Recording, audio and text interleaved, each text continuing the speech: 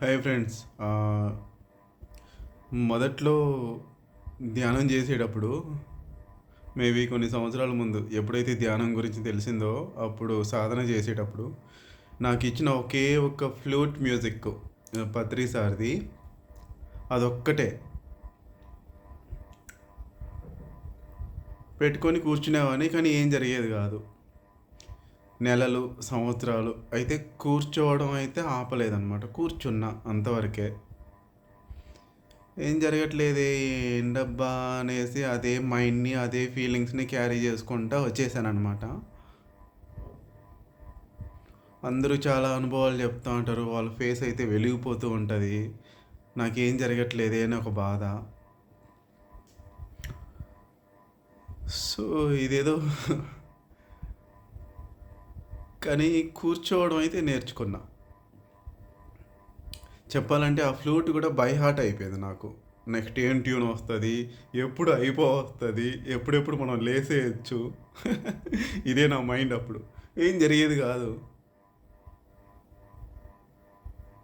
కూర్చున్న వెంటనే నాకు ఆ ఫ్లూట్ నా మైండ్‌లో ఫాస్ట్ ఫార్వర్డ్, అది రాకముందే నా మైండ్‌లో ఫాస్ట్ ఫార్వర్డ్ వెళ్తూ ఉంటదనమాట. చాలా సిల్లీగా అనిపించేది.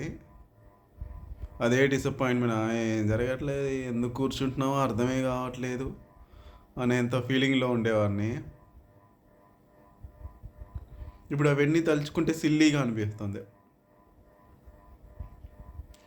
కానీ ఎలాంటి నెగెటివ్ ఫీలింగ్స్ లేకుండా మనకు మనం అప్రిషియేట్ చేసుకోవాలి.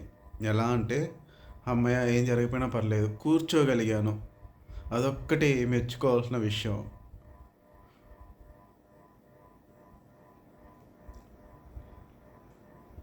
అప్రిషియేట్ చేసుకోవాలి. హా! కూర్చున్నాం అంతే. నైస్.